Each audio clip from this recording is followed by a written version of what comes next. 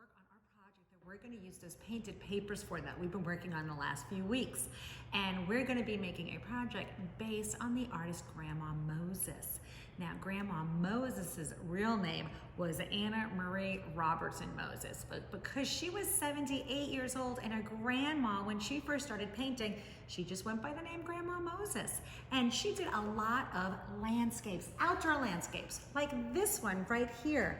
And we are going to be doing a landscape also. Her style of art is called folk art, which means it's just kind of simple, almost like a child did it.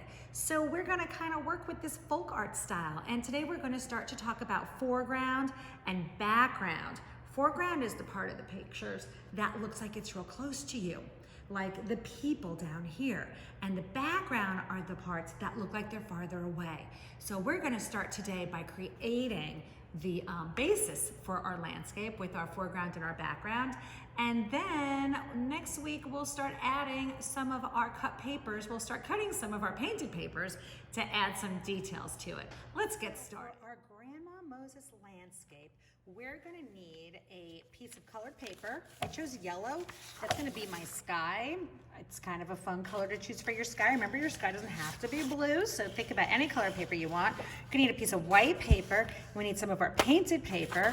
We need a scissor, and we need glue. You might also want a pencil if you want to sketch some things out first.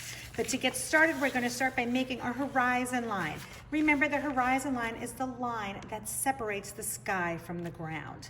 So I'm going to use my scissor, and I'm going to simply start by cutting from one end of my paper to the other end. Now, I'm going to make this horizontal, so I want to make sure I'm holding my paper horizontal, because if I held my paper vertical, then it wouldn't fit all the way across my colored paper. So I want to decide, maybe you want to have your snowy ground really high up.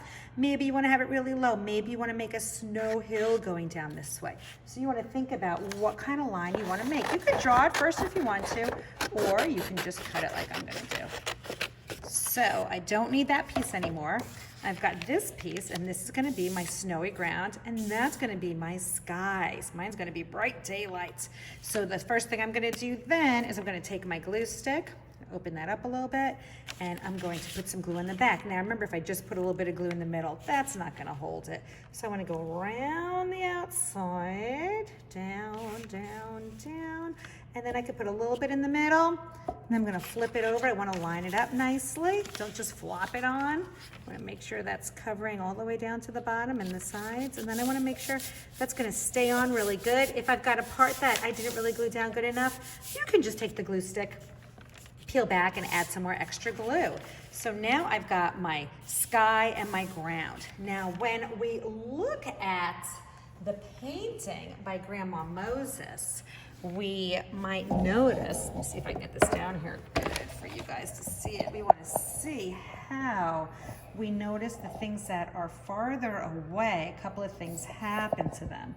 The things that are farther away, it's kind of hard getting this screen up high enough so we can see, for you guys at home, the things that are closer to us, they're going to be bigger. See how this person's pretty big because this person's right close to us, and that person's teenier because they're farther away. So as things get close to you, they get bigger. The other thing that happens as things get close to you, they're usually farther down on the paper, like this person's down at the bottom, and that person that's farther away is up a little bit higher. So those are some things we want to remember as we're cutting and gluing our shapes. This house is another good example. This house is pretty big and close to us. That house all the way back there, if you guys can see it, that one's farther away, and you can tell it's farther away because it's higher up in the painting and it's teeny. So we're going to now use our painted paper, and you guys can start to cut some shapes out of this paper and glue them down to start to make your snowy landscape. So you can start with some basic shapes for houses, like squares and triangles. And remember, the bigger ones would be farther down. So here I'm going to make this big one down here, a smaller one over there, and maybe I'm going to make even a smaller one up at the top. And I'm going to add some roofs onto my houses. You can mix and match the different colors.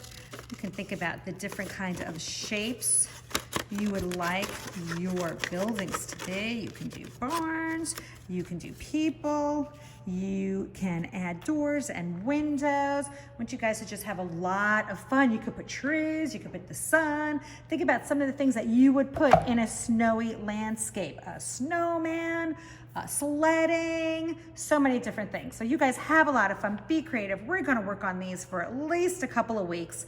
So you can take your time, work on it at home a little bit, put it away for a couple of days, work on it some more, or you can do it all at once. You guys decide how you wanna do it. But have a lot of fun, and when you're done, send me a picture. Alrighty, bye guys.